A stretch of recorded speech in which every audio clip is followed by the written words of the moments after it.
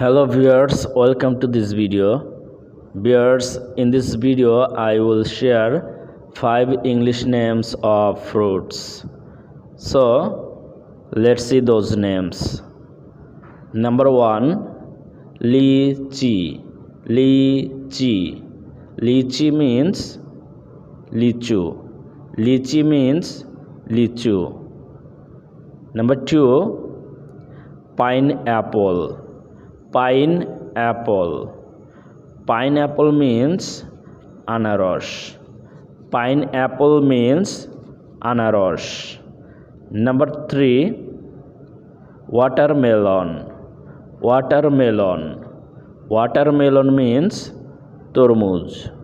Watermelon means tormuz. Number 4, plum. Plum. Plum means boroi. Plum means boroi. Number 5, grape. Grape. Grape means angur. Grape means angur.